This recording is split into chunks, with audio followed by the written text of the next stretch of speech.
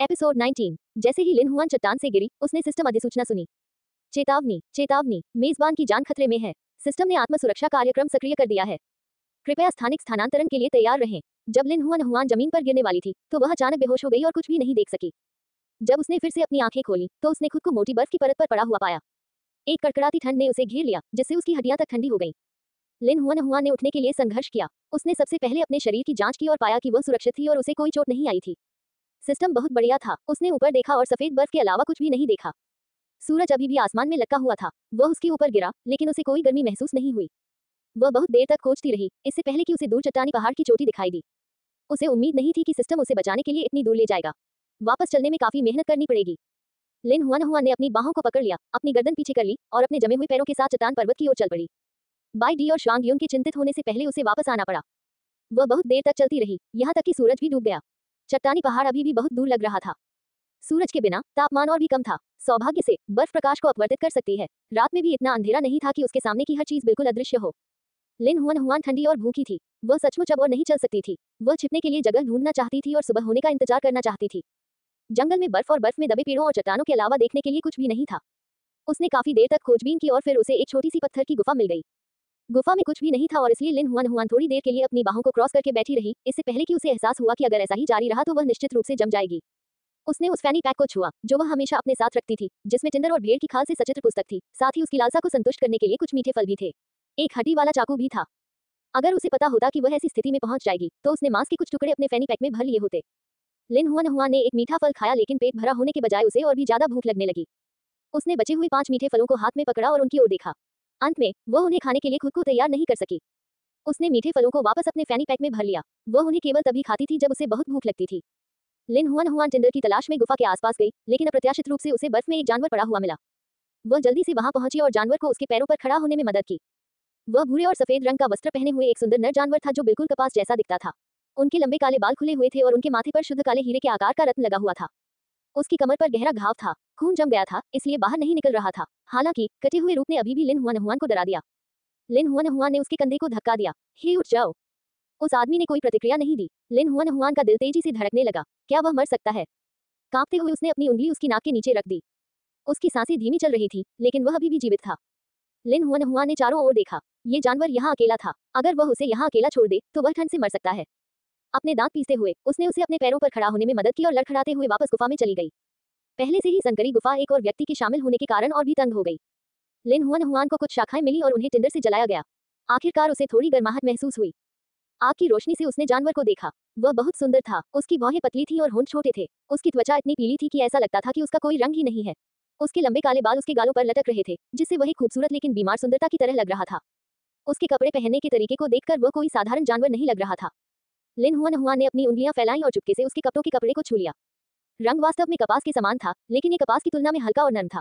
यह उसके हाथ में चिकना लग रहा था। वह जिन जानवरों के संपर्क में आई थी, उनसे वह बता सकती थी कि यहाँ के जानवर अभी भी पाषाण युग में रह रहे थे। उनके कपड़े मुख्य रूप से जानवरों की खाल से सिल दिए जाते थे और कारीगरी खुरदरी होती थी, जबकि शैली सरल होती थी। लेकिन ये जानवर स्पष्ट रूप से उच्च जीवन स्तर वाले स्थान से आया था। वहाँ केवल कपड़ा ही नहीं बल्कि रत्न भी थे। लिन हुआन को उम्मीद थी कि यह जानवर जीवित रहेगा, ताकि वह उससे और अधिक सीख सके। अनजाने में उसने अपनी आंखें बंद कर ली और सो गई। कुछ देर बाद ही वह सो गई। बेहोश सांगी अचानक जाग गई। उसने अपनी आंखें खोली और उसकी पुतलियां दिखाई दी, जो स्याही की तरह काली थी। थोड़ी देर की स्तब्धता के बाद उसकी नजर तुरंत तेज और ठंडी हो गई। मैं कहाँ हूँ? उन लोगों का क्या जो मेरे पीछे पड़े थे? सांगी ने अपने बगल में किसी और को देखा। यह एक दुबली पतली मादा थी। वह सो रही थी और उसने जानवरों की खाल की पोशाक पहन रखी थी। उसकी त्वचा बहुत गोरी थी और उसके चेहरे की विशेषताएं उत्कृष्ट थी। मंदिर में भी उसने ऐसी सुंदर स्त्री पहले कभी नहीं देखी थी। गुफा के बाहर से अचानक ठंडी हवा का झोंका आया। बर्फ अंदर चली गई, जिससे लिन हुआन कांपने लगा। ये देखकर कि वह जागने वाली थी, सांगी ने तुरंत अपनी आंखें बंद कर ली और अभी भी बेहोश होने का नाटक किया। लिन हुआन ने अपनी आंखें खोली और गुफा के बाहर देखा। हवा और बर्फ तेज होती जा रही थी, लेकिन उसके सामने आग धीमी होती जा रही थी। उसने तुरंत आग में और लकड़ी डाल दी। आग अचानक फिर से तेज हो गई। लिन हुआन सांगी के पास गया और उसके माथे को छूने के लिए आगे बढ़ा। सौभाग्य से बुखार नहीं था। उसके घाव पर बर्फ पिघल गई थी और खून रिसने लगा था। उसने हड्डी का चाकू निकाला और सांगी के घाव पर पट्टी बांधने के लिए उसके कपड़ों से कपड़े का एक टुकड़ा काट दिया। वह बहुत धीरे और सावधानी से आगे बढ़ी। सांगी ने कभी भी इतनी नाजुक देखभाल का आनंद नहीं लिया था। वह अपनी आंखें खोले बिना नहीं रह सका। वह मादा अब उसकी नजरों में और भी सुंदर लग रही थी। उसकी गोरी और नाजुक त्वचा बिल्कुल आकर्षक थी। लिन हुआन को एहसास हुआ कि वह जाग रहा है और बहुत आश्चर्यचकित हुआ। आखिरकार आप जाग गए। सांगी ने उसकी उज्जवल मुस्कान को देखा और उसका मुंह अनायास ही बेहतर हो गया। हालांकि वह अपनी भावनाओं को अपने तक ही सीमित रखने का आदी था। भले ही वह अच्छे मूड में थे, फिर भी उन्होंने ठंडी अभिव्यक्ति बनाए रखी। क्या तुमने मुझे बचाया? धन्यवाद। सांग ये उठना चाहता था, लेकिन लिन हुआन हुआन ने तुरंत उसके कंधे को दबा दिया। हिलना मत, आपके शरीर पर लगे घाव पर अभी पट्टी बंधी है। यदि आप हिलते हैं तो ये घाव को आसानी से फाड़ देगा। सांग ये की काली आंखों ने उसकी ओर देखा और उसने अर्थपूर्ण ढंग से पूछा, तुम काफी कुछ जानती हो। क्या आप जादू टोना करने वाले डॉक्टर हैं? वह सुंदर था, लेकिन उसकी आभा अत्यंत ठंडी थी। उसे इस तरह घूरने से लिन हुआन हुआन को झुनझुनी सी घबराहट महसूस हुई। लिन हुआन हुआन ने धीरे और सावधानी से उत्तर दिया, नहीं, मैं सिर्फ एक साधारण महिला हूँ। मेरा नाम सांग ये है। आपका क्या है? मेरा नाम लिन हुआन हुआन है। आप मुझे हुआन हुआन कह सकते हैं। Hwan Hwan. सांग ये ने ध्यान से नाम बताया। उसने महसूस किया कि नाम में जादुई शक्ति है, क्योंकि यह धीरे से उसके दिल में चला गया, एक गर्म निशान छोड़ गया। लिन हुआन हुआन ने उसके प्रति अपने डर को दबाया और अस्थायी रूप से पूछा, आप कहाँ से हैं? आप यहाँ कैसे आए? आपके शरीर पर जो घाव है, ऐसा नहीं लगता कि यह जंगली जानवरों द्वारा खरोचा गया है। घाव बहुत सपाट है, जैसे कि आप पर किसी तेज हथियार से वार किया गया हो। क्या कोई तुम्हें चोट पहुंचाने की कोशिश कर रहा है? सांग ये की अभिव्यक्ति बहुत शांत थी। तुम्हें ये भी पता है कि घावों का विश्लेषण कैसे किया जाता है। आप वास्तव में एक साधारण मादा जानवर की तरह नहीं दिखती। लिन हुआन हुआन मुस्कुराए। वह देख सकती थी कि वह वास्तव में उसके सवालों का जवाब नहीं देना चाहता था, इसलिए वह ताक झांक करने से बेहतर जानती थी। एक रात पहाड़ के बाहर रहने के बाद लिन हुआन हुआन को और भी अधिक भूख लग रही थी।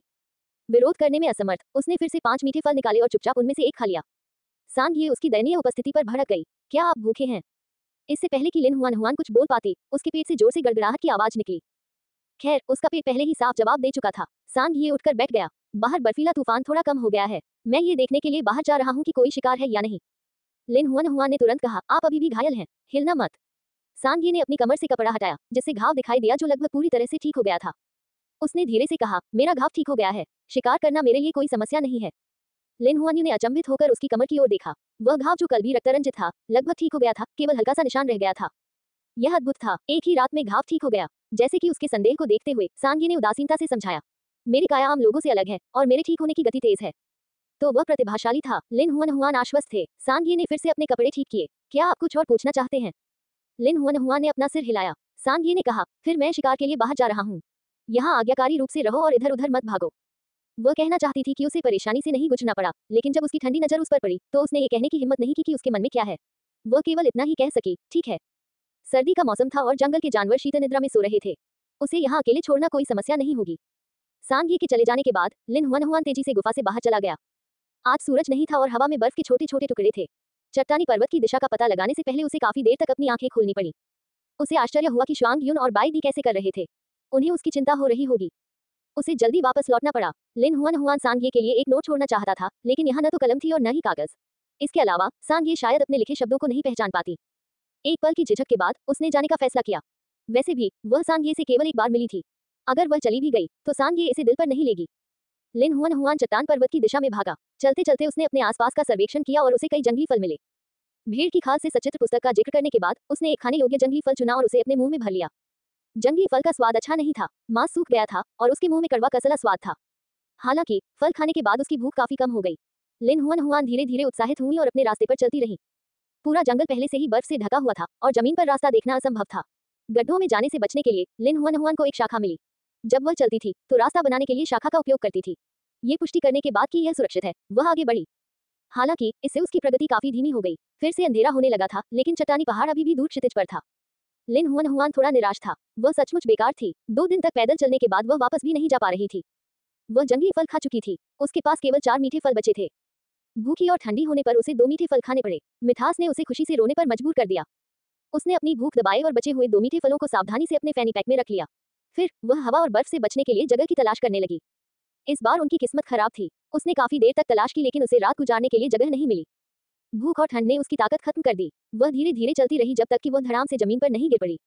उसके चेहरे पर ठंडी कीचड़ के छींटे पड़े। कितना ठंडा! आप यहाँ पर क्या कर रहे हैं? लिन हुआन हुआन को अपना सिर उठाने के लिए संघर्ष करना पड़ा। उसने नजर घुमाई और सांग ये को उसके सामने खड़ा पाया। वह अभी भी बहुत पीला था। उसके लंबे काले बाल लगभग रात में घुल रहे थे। उसने उसकी ओर देखा। उसकी ठंडी काली आंखों में गर्मी नहीं थी। लिन हुआन हुआन ने तीव्रता से महसूस किया कि वह अच्छे मूड में नहीं लग रहा था। वह अपनी बाहें, जो लगभग जमी हुई थी, रगड़ते हुए सावधानी से उठी। ठंड के कारण उसकी आवाज कांप उठी। मुझे घर जाना है। सांग ये ने भौहें चढ़ा दी। तुम्हारा घर कहाँ है? दूर का चट्टानी पहाड़ काफी समय से रात के कारण छिपा हुआ था। लिन हुआन हुआन को सटीक दिशा नहीं मिल सकी। वह केवल शुष्कता से कह सकी, मैं एक चट्टानी पहाड़ पर रहती हूँ। सांग ये ने स्पष्ट रूप से कहा, यहाँ आसपास कोई चट्टानी पहाड़ नहीं है। लिन हुआन हुआन ने अपना सिर नीचे कर लिया और बात करना बंद कर दिया। सांग ये ने उसके ऊपर जानवरों की खाल का एक रोएंदार टुकड़ा लपेटा और ठंडे स्वर में कहा, मेरे साथ वापस आओ। लिन हुआन हुआ ने उत्सुकता से उसकी ओर देखा। क्या आप मुझे घर भेज सकते हैं? मैं सचमुच घर जाना चाहता हूँ। कृपया मेरी मदद करें। सांग ये की नजर ठंडी और गहरी हो गई। तुम्हें घर क्यों जाना चाहिए? मेरा परिवार मेरे लौटने का इंतजार कर रहा है। परिवार? आपके माता पिता? लिन हुआन हुआन फुसफुसाए, नहीं, वे मेरे दोस्त हैं। सांग ये की अभिव्यक्ति थोड़ी बदल गई। जब उसने पहली बार उसे देखा तो उसे उसमें से दो नर जानवरों की गंध महसूस हुई थी, लेकिन यह इतनी हल्की थी कि उसने मान लिया कि यह उसके पिता या भाई द्वारा छोड़ी गई थी। उसे ये देखकर आश्चर्य हुआ कि यह गंध उसके दो पुरुष साथियों से आ रही थी। सांग ये ने उसकी कलाई पकड़ ली और उसे अपने सामने खींच लिया। उसने धीमी आवाज में सवाल किया, आप पहले ही संभोग कर चुके हैं? लिन हुआन हुआन शर्मा गई और अपना सिर हिलाया, नहीं। सांग ये की अभिव्यक्ति थोड़ी नर्म हो गई। उसने धीरे से लिन हुआन हुआन को अपनी बाहों में उठा लिया। चूंकि आपने संभोग नहीं किया, इसलिए आपको सच्चा साथी नहीं माना जाता। अगर तुम वापस नहीं भी जाओगे तो भी कोई फर्क नहीं पड़ेगा। बेहतर होगा कि आप आज्ञाकारी होकर मेरे साथ आएं। लिन हुआन हुआन की आपत्ति की प्रतीक्षा किए बिना सांग ये ने जल्दी से उसे उठाया और रात में चलना शुरू कर दिया। ठंडी हवा इतनी जोर से चली कि दर्द हुआ। लिन हुआन हुआन केवल अपना मुंह बंद कर सकती थी। वे शीघ्र ही गुफा तक पहुंच जाएंगे। मूल रूप से संकीर्ण और तंग गुफा को सांग ये द्वारा गहरा किया गया था, इसलिए ये काफी विशाल लग रही थी। सांग ये ने धीरे से लिन हुआन हुआन को घास के ढेर पर रखा, फिर दो पत्थर निकाले। हल्के से प्रहार से पत्थरों के बीच चिंगारी फूट पड़ती है। उसने आग जलाने के लिए चिंगारी का उपयोग किया। लिन हुआन की आंखें धीरे धीरे चौड़ी हो गईं। क्या ये फास्फोरस पत्थर हैं? आप उन्हें फास्फोरस पत्थर कहते हैं, हम उन्हें चकमक पत्थर कहते हैं। सांग ये ने उसे पत्थर सौंपे। अगर तुम चाहो तो उन्हें ले जाओ और उनके साथ खेलो। लिन हुआन हुआन ने पत्थर उठाए और उन्हें सूंघा। उनमें फास्फोरस पाउडर जैसी गंध आ रही थी। वे निश्चित रूप से फास्फोरस पत्थरों की तरह दिखते थे। फास्फोरस पाउडर का ज्वलन बिंदु बहुत कम था। थोड़े से घर्षण से ये चिंगारी पैदा कर सकता है। उसे उम्मीद नहीं थी कि इस दुनिया में फास्फोरस पत्थर होंगे। ऐसा लग रहा था कि ये दुनिया उसकी मूल दुनिया से बिल्कुल अलग नहीं है। कुछ चीजें अभी भी जुड़ी रहनी चाहिए। कड़ाके की ठंड में शिकार दुर्लभ था। सांग ये ने केवल एक जानवर पकड़ा था जो बिल्कुल खरगोश जैसा दिखता था। उसके शरीर का फर छिल गया था और अब लिन हुआन हुआन के शरीर पर लिपटा हुआ था। सांग ये ने मांस को बर्फ और बर्फ से धोया। उसने मांस का सबसे कोमल टुकड़ा फाड़कर आग पर भून लिया। फिर वह इसे लिन हुआन हुआन के मुंह में लाया।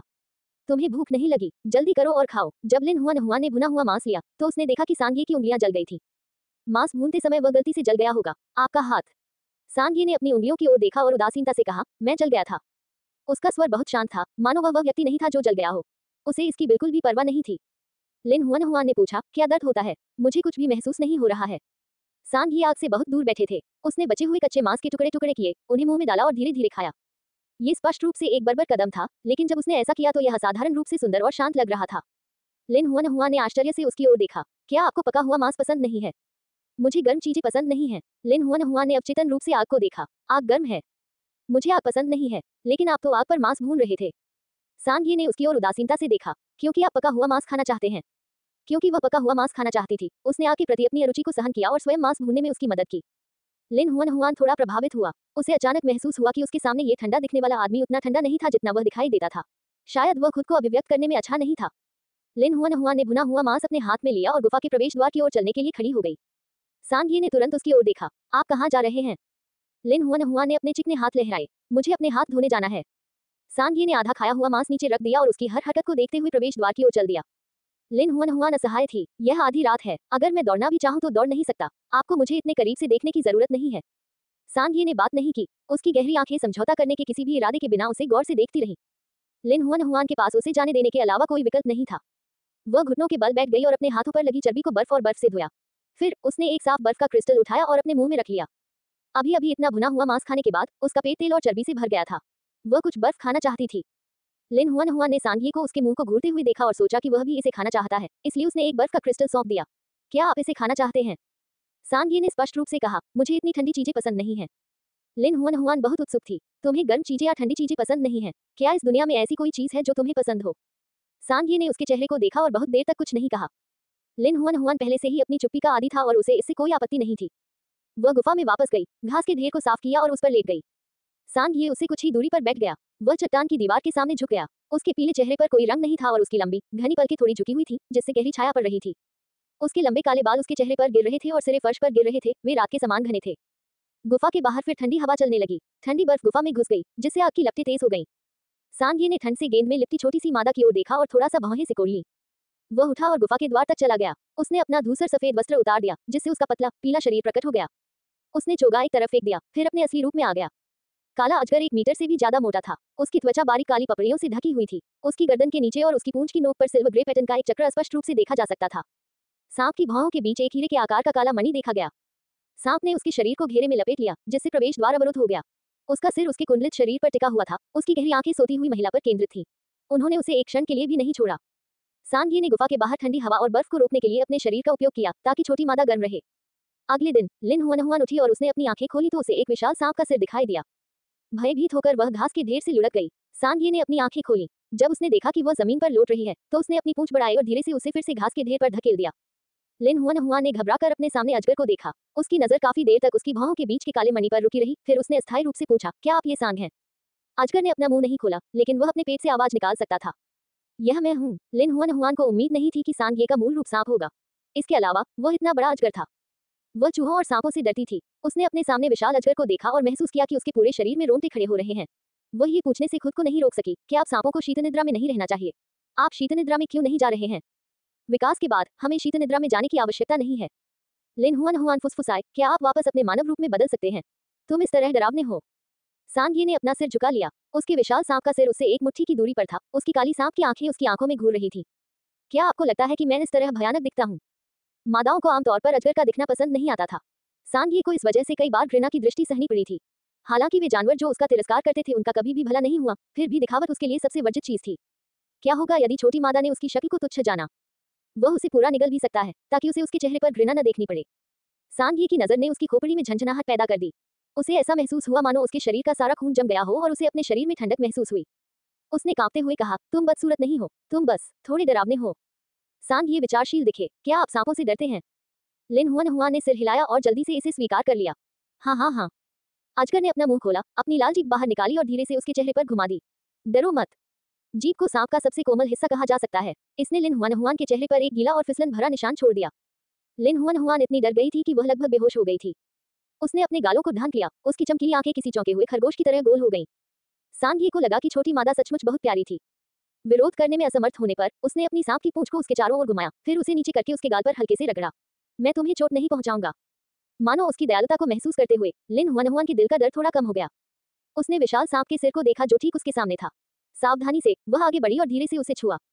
ठंडे गीले स्पर्श ने उसे थोड़ा अकड़ दिया। अजगर ने उसकी ओर देखा। उसकी सांप जैसी आंखें उत्साहवर्धक थीं। लिन हुआनहुआन ने निगल लिया। उसने घबराहट को अपने दिल में दबा लिया और फिर से उसके सिर को छूने के लिए आगे बढ़ी। इस बार उसने अपना हाथ वहां अधिक देर तक रखा। सांघिये ने उसकी हथेली को रगड़ा। लिन हुआनहुआन ने उसकी सौम्य उपस्थिति को देखा और उसे फिर से छूने से खुद को नहीं रोक सका। सांघिये ने उसे अपने कुंडलित रूप में समेट लिया था। उसकी लाल जीभ ने उसकी उंगलियां फंसा ली और उसकी काली सांप जैसी आंखें केंद्रित और स्नेहपूर्ण थीं। लिन हुआनहुआन ने पहली बार सांप की जीभ को छुआ। कोमल स्पर्श से उसे अनुभव बहुत अनोखा लगा। उसने उसकी जीभ पकड़ ली और अपनी उंगलियों से धीरे से गुदगुदी की। अजगर कांपने लगा और उसकी शुद्ध काली आंखें तुरंत गहरी लाल हो गईं। वह मदद नहीं कर सका लेकिन छोटी मादा को अपनी कुंडलियों में कसकर लपेट लिया। इस तरह वह केवल उसी की हो सकती है और किसी की नहीं।